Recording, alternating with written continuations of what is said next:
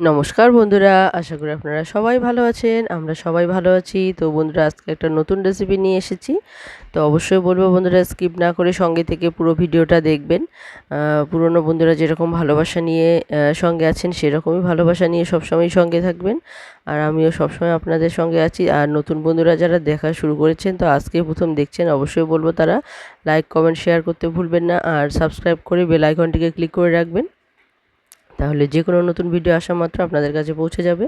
তো বন্ধুরা, দেখতে পাচ্ছেন এখানে আমি নিয়েছি দুটো কুমড়ো আর কিছু পরিমাণ চিংড়ি মাছ। তো আমরা এই চিংড়ি মাছ আর কুমড়ো দিয়ে একটা নতুন রেসিপি তৈরি হবে। তো বন্ধুরা, যে কুমড়োটা দেখতে পাচ্ছেন, এটাকে আমরা বলি চাল কুমড়ো। তো আপনারা কি বলেন অবশ্যই সেটা কমেন্টে জানাতে ভুলবেন না। তো এখানে আমি দুটো কুমড়ো নিয়েছি, কারণ একটা পরিমাণে একটু বেশি করে রান্না করতে হবে, কারণ একটু নিরামিষ রাখতে হবে, আবার একটু আমিষ রান্না করতে হবে, যার জন্য এখানে দুটো কুমড়ো নিয়েছি আমি। আর দেখতে পাচ্ছেন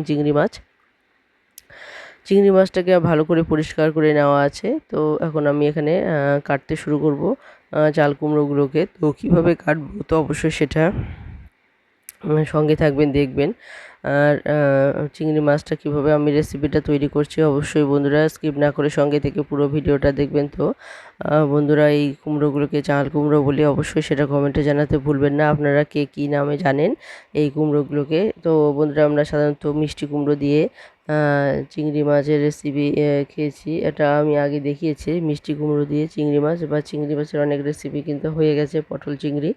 তো আজকে আমি এই চাল কুমড়ো দিয়ে চিংড়ি মাছ করব। তো অবশ্যই আপনারা কিন্তু শুরুর থেকে সঙ্গে থাকবেন শেষ অবধি।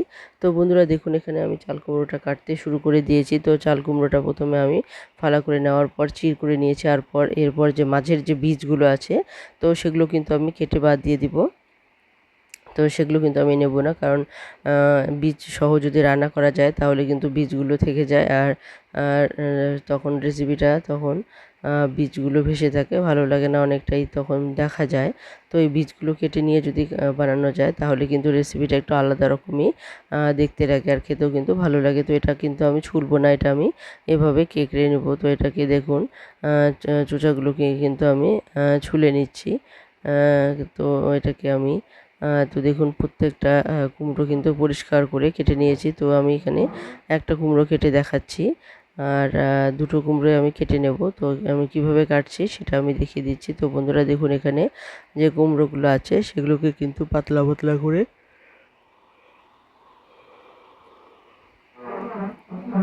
প্রথমে চির করে নেওয়ার পর কিন্তু আমি সেখানে দেখুন মিহি করে কাটছি। তো এভাবে আমি সমস্ত কুমড়োটাকেই কিন্তু কেটে নেব।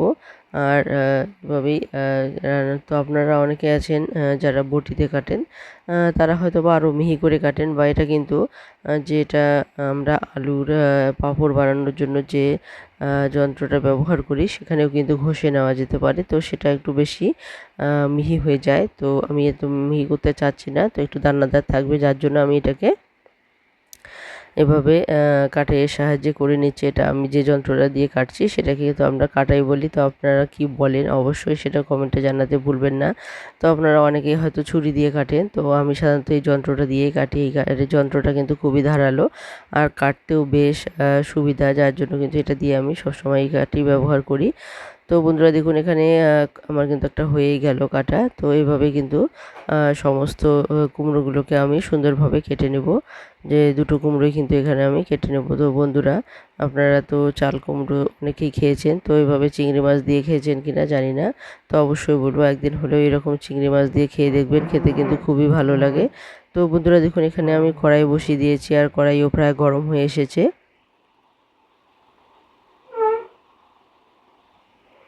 তো এখানে আমি দিয়ে দিলাম সর্ষের তেল, আর এখানে দিয়ে দিলাম কয়েকটা কাঁচা লঙ্কা আর শুকনো লঙ্কা। এখন পাঁচফোড়ন দিয়ে দিলাম, হাফ চামচ পরিমাণ দিয়ে দিলাম পাঁচফোড়ন।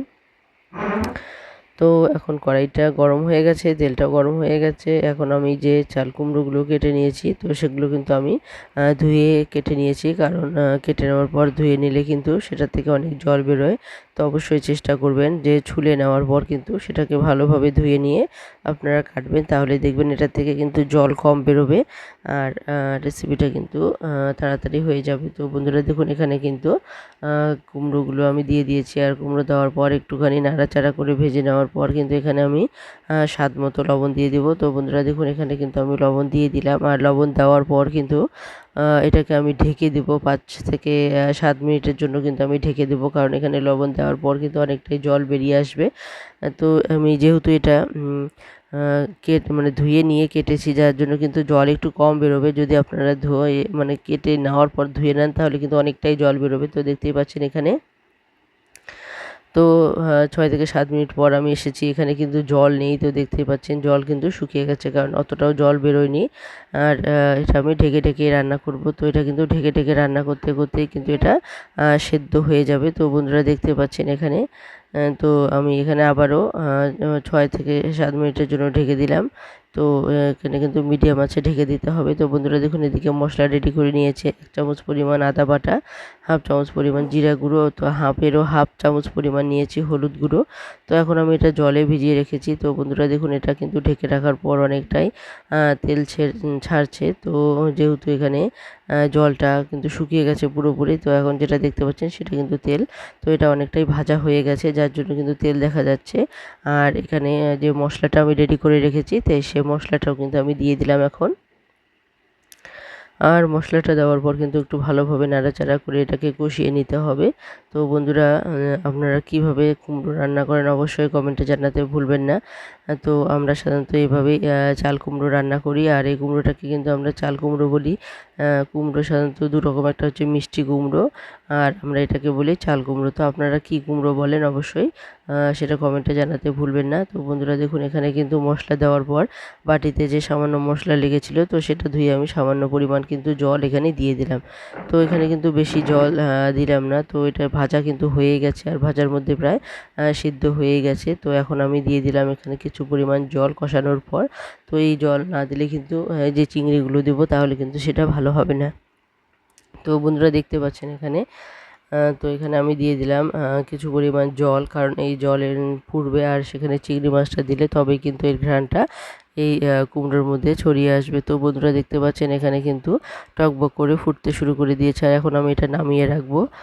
নামিয়ে রাখার পর কিন্তু আমি ওখানে মানে কিছুটা পরিমাণ আমি নিরামিষের জন্য ওখানে রান্না করব, আর কিছুটা পরিমাণ আমি এখানে চিংড়িতে দেবো। তো বন্ধুরা সেজন্য কিন্তু আমি যে রান্নাটা আছে কুমড়ো, সেটা কিন্তু আমি নামিয়ে রেখে দিয়েছি। তো বন্ধুরা দেখুন অন্যদিকে আরেকটা কড়াই নিয়েছি আমি, আলাদা একটা কড়াইয়ের মধ্যে কিন্তু আমি তেল গরম হয়ে গেছে, তেল দিয়ে দিয়েছি।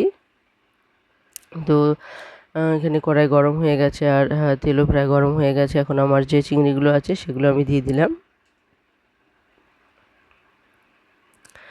তো এটা আলাদা একটা কড়াই। তো আমি সাধারণত আমাদের বাড়িতে মানে নিরামিষ আমিষ দুটোই রান্না হয়, তো যার জন্য আমাকে প্রথমে নিরামিষটা রান্না করে আমিষটা করে নিতে হয়।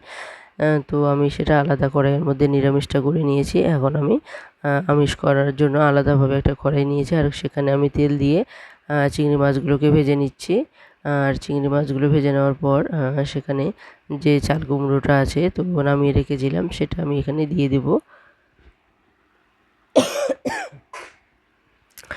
তো বন্ধুরা দেখতে পাচ্ছেন এখানে চিংড়ি মাছগুলো প্রায় ভাজা হয়ে গিয়েছে। এখন আমার যে নামিয়ে রাখা যে চাল কুমড়োগুলো আছে, তো সেগুলো আমি এখন এই চিংড়ি মাছের মধ্যে দিয়ে দেবো, আর দিয়ে দেওয়ার পর কিছুক্ষণ জাল করে আমি এটাকে শুকনো অবস্থায় নিয়ে আসবো। তো বন্ধুরা দেখুন এখানে কিন্তু চাল কুমড়োটা আমি নামিয়ে রেখেছি, দেখতেই পাচ্ছেন। এখন আমি দিয়ে দিলাম এখানে চাল কুমড়ো, আর চাল কুমড়ো দেওয়ার পর কিন্তু এটাকে জল শুকিয়ে নেওয়া অবধি কিন্তু এটাকে আমি জাল করতেই থাকবো। তো বন্ধুরা এই রেসিপিটা আপনাদের কেমন লাগলো অবশ্যই কমেন্টে জানাতে ভুলবেন না। খুবই কিন্তু সহজ ইজিভাবে কিন্তু চাল কুমড়ো দিয়ে এই চিংড়ি মাছের রেসিপিটা হয়ে গেল। তো এটা কিন্তু খেতে খুবই সুস্বাদু হয়েছে।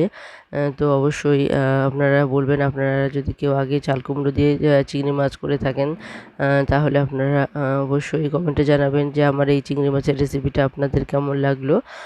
পুরনো বন্ধু আর নতুন বন্ধু যারা এতক্ষণ অবধি এই ভিডিওটা দেখছেন তাদেরকে অসংখ্য অসংখ্য ধন্যবাদ আমার সঙ্গে থাকার জন্য। তো যেরকম ভালোবাসা নিয়ে আপনারা সঙ্গে আছেন, তো সেরকম ভালোবাসা নিয়েই সঙ্গে থাকবেন সবসময়। আর নতুন বন্ধুরা সাবস্ক্রাইব করতে ভুলবেন না, যারা এখনও পর্যন্ত সাবস্ক্রাইব করেনি তারা কিন্তু অবশ্যই সাবস্ক্রাইব করে বেল আইকনটিকে ক্লিক করে রাখবেন, তাহলে যে কোনো নতুন ভিডিও আসা মাত্র আপনাদের কাছে পৌঁছে যাবে। তো দেখুন এখানে কিন্তু কথায় কথায় আমার কিন্তু চাল কুমড়োর যে জলটা আছে সেটা কিন্তু শুকিয়ে গেছে। তো দেখতেই পাচ্ছেন, তো এখন আমি কিন্তু এটাকে নামিয়ে নেব আর গরম গরম পরিবেশন করব। তো বন্ধুরা, এই রেসিপিটা আপনাদের কেমন লাগলো অবশ্যই কমেন্টে জানাতে ভুলবেন না। তো দেখুন, এখানে কিন্তু আমি নামিয়ে নিয়েছি চাল কুমড়ো দিয়ে যে চিংড়ি মাছটা, সেটা কিন্তু আমার হয়ে গেছে। তো এখন আমি নামিয়ে নিয়েছি আর এটা কিন্তু গরম গরম পরিবেশন করব। তো বন্ধুরা, আবারও অসংখ্য ধন্যবাদ এতক্ষণ অবধি আমার সঙ্গে থাকার জন্য। তো পুরনো বন্ধুরা, অবশ্যই বলবো আপনাদের অসংখ্য ধন্যবাদ। আপনারা আছেন বলেই আমি এতটা এগিয়ে যেতে পারছি। তো অবশ্যই বলবো সবসময় এভাবে পাশে থাকবেন।